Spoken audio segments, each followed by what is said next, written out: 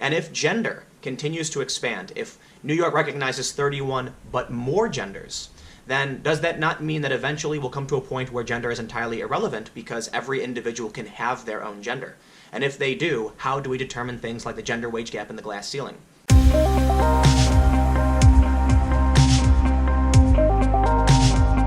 Yesterday I posted a serious question on Twitter asking about the gender wage gap and multiple genders. See, many jurisdictions have started to recognize non-binary gender identities as protected classes, most notably New York City, the metropolitan area where I live.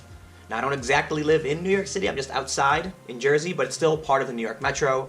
And so this is an area that is particularly relevant to me and my interests, and I have friends there who identify as non-binary.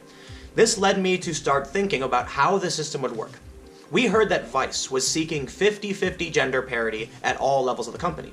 And so I started to wonder, well, how can you accomplish that if the city you operate in legally recognizes 31 genders, and technically more than that? There's also the story of Mark Wahlberg, who got paid $1.5 million for reshoots on a film he's working on, and another woman, Michelle Williams, did not get any money. Many people argued that it was simply the differences in their contracts, and their agents negotiated something different. Either way, the conversation of the gender wage gap came up. And I started to wonder, how is it the gender wage gap if certain jurisdictions recognize more than one gender? I tweeted, serious question, is there a gender wage gap between the other 29 genders recognized in New York City? I followed up with, this is a legitimate and serious question. I haven't been able to find any statistics. Because I haven't. And I have a lot of questions about how the system is supposed to work. What was the response I got? Well, people who you would traditionally align with the right laughed. They thought it was a joke, they told me I was a troll, and they thought it was funny. It wasn't a troll, it's a serious question. And people on the left just immediately started attacking me. The first reply on Facebook, serious question, do you enjoy being an alt-right piece of shit? Someone responded, do you kiss your boyfriend with that mouth? To which this person, Tommy, said, do you suck Trump's dick with that mouth? There were some serious answers. Someone said, serious answer, there are no other 29 genders. Someone added, Apache helicopters get paid the least. One person said, you're like a tabloid saying low consciousness things that are hurtful to others to get attention for yourself. I hope you choose to do better. Can I just stop right here and say, I actually planned on doing a different video about plagiarism and fake news and the divide between the left and the right. But seeing the responses to a serious question got me really angry. Now, for the most part, I don't fault the right for laughing about it because I already know their position. I need an answer from those that take the idea of non-binary gender seriously. And so if people don't believe that gender is a spectrum, I don't expect to get a real answer from them. So naturally, they laugh. Now, I do think it's a bit frustrating that they thought I was legitimately trolling when I actually put serious question in the tweet. To make things worse, the people on the left response was to just attack me. So I'll look at it this way.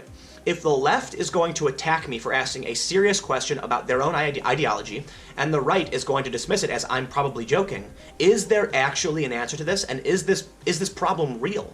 Does gender actually exist? If the left's response is, you must be screwing with us, how can you have people on the left believe in multiple genders beyond the two, and then just attack me when I ask a serious question with serious question actually written in the question? Let me stop here to point out that New York City, as I've covered in the past, does in fact recognize 31 genders. Here's the list. I don't want to read the entire thing to you, but as you can see, woman and man are only 2 of 31, which includes things like androgen, gender blender, FTM, femme queen. Gender is not binary, as recognized by New York City, and that has wide implications on concepts like the gender wage gap and the glass ceiling. These are things that I can't find any information on. New York City has recognized multiple genders since the end of 2015, and that means there needs to be someone addressing these issues. This is a serious question about a serious social issue. If companies are seeking gender parity, but they don't recognize the other genders that New York City does, are they discriminating? These are things that need to be answered because businesses have legal obligations. Public accommodations have legal obligations as to how they treat certain individuals. When Vice says that they're going to have 50-50 gender parity, are they legally excluding 29 other genders? And this isn't me pointing out some fringe belief of the left or whatever you want to call it. This is considered to be culturally, at least to a certain amount of people, science. Sure, this might make things confusing for those who insist everyone pick an M or an F. But people, we have to listen to the science. And the science says we're all on a spectrum. Our labels, our fashion, even our washrooms are still catching up to that truth. I think you'll find when we look at sexuality this way, it is more complicated, but it's also a lot more honest. And it's more interesting. I learned a lot tonight. I mean, I'm this cis male guy who's been living in this world. But this stuff, to me, from a scientific standpoint, is just cool. Science is the process by which we understand nature, by which we understand our place in the world, how we all fit in. And so every one of these insights is just so exciting for me. We, working together, can, dare I say it, save the world. As you just saw, Bill Nye said on his show that it is science, that we have to listen to the science. And if that's true, there's a lot of social and cultural questions that I have. There are a few interesting points brought up by the question I did ask, so I respect those who took the question seriously. For one, because those who identify as non-binary are so few in number, that might actually skew gender numbers compared to, say, a femme individual and a female individual. If someone identifies as, say, a gender blender in New York City, but they're also the CEO of their own startup that's worth millions of dollars, if there are only a handful of people who identify as gender blender compared to women, does that mean gender blender people are making thousands of % higher? And does that mean the gender wage gap between a woman to a gender blender is in the thousands of %? The point of this video is not to have an ideological discussion about gender. The point of my questions, the point of the videos I've done in the past, is not to have an ideological discussion about science and gender, but simply to point out the law states there are more than 2 genders, and the law states it is illegal to pay someone less based on their gender.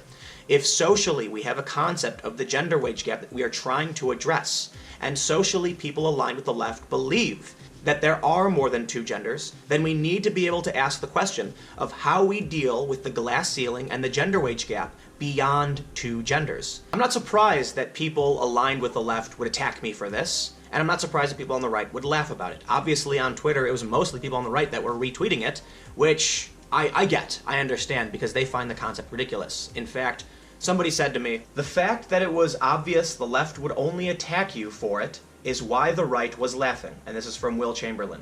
Obviously, we don't want to blanket the left and the right. And everyone kind of does that. There's this generalization, and it's not completely honest, because there are people among the left that don't believe gender is a spectrum, and there are people among the left that believe it is. But there are, in fact, many people who align with this ideology, that the gender wage gap is wrong and needs to be erased, but that there's more than 2 genders. How do we rectify this problem? And do we say that it's not the gender wage gap, it's a gender wage gap? Is the glass ceiling specific only to women and not to, say, a gender bender or a femme queen? And additionally, as the concepts legally of gender continue to expand, how do we deal with these issues? There have been mechanical conundrums, as I would describe it, among leftist ideology for a little while. And it doesn't mean that the right doesn't also have their own mechanical problems with their ideology. I am not here, again, to argue ideology. I'm simply here to address concerns that I have that were brought up to me in part by a friend who identifies as non-binary.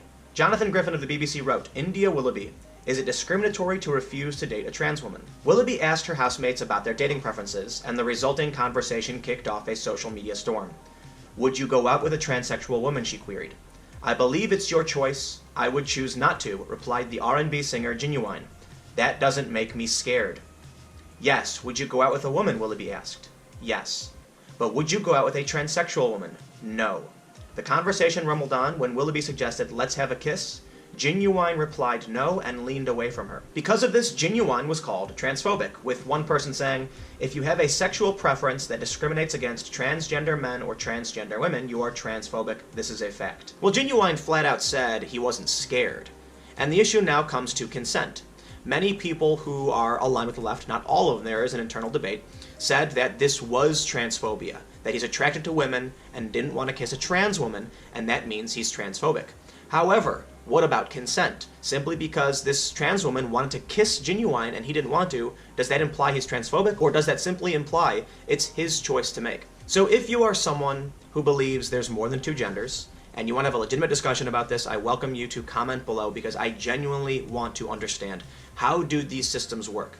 I'm curious, do people who believe in more than two genders think that the idea of the gender wage gap is a bit archaic and needs to be updated? Is the idea of a glass ceiling archaic? Does it also need to be updated? As many people talk about this, they say that, look, times change. Bill Nye, in fact, said that we used to think there were two genders, now we think there's a spectrum. Does that mean that the social constructs around scientific ideas, that they change? Does that mean we need to change our social ideas around gender? Now, the BBC story is a bit of a different issue, but the reason I bring it up is because it leads us to the question about the sustainability of social justice. If we've come to a point where transphobia is worse than not giving consent, then what do we tell those who are victims of sexual abuse? If an individual like Genuine says that they don't want to kiss somebody, is it not their preference that they refuse to give consent? Or is it worse that he's perceivably transphobic? In which case, how do we determine who is more victimized than one another?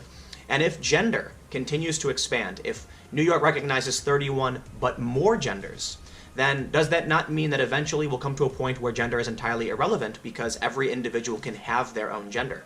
And if they do, how do we determine things like the gender wage gap and the glass ceiling? If there are an infinite number of genders, if New York says that gender is essentially your self-image and how you choose to present yourself to the world, then theoretically you could just make up a gender. And many people do. And if this is the case, how do we determine if there is a gender wage gap between you and someone else? And if you are the only member of your gender because it is something you made up, then is the gender wage gap simply based on your individual income?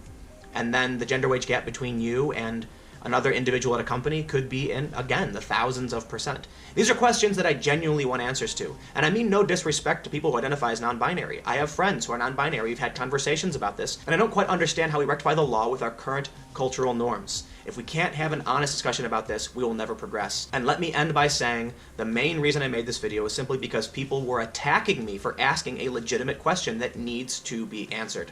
So comment below and let me know what you think. I know many people have strong opinions about this, and I'd love to hear them. And more importantly, I'm hoping to hear from people who identify with multiple genders and who are non-binary, so I can better understand how this all fits in with the current context of our culture and our law. If you want to follow me, I'm on Twitter at Timcast. You can support my work by going to timcast.com/donate. Give whatever you'd like or give nothing at all. My videos are always free and available every day at 4 p.m. And stay tuned for breaking news and live streams from around the world. And you can subscribe to my second channel in the description below. There's a link to my second channel, which is often commentary. Usually it's more videos like this, but I thought this was an important issue that needed to be addressed because these questions are being asked more and more in the media. We've had some really big stories about gender, about discrimination, about the gender wage gap, and I felt like it was something that needed to be brought up and addressed more directly. So again, thank you all so much for watching. Stay tuned, and I will see you tomorrow at 4.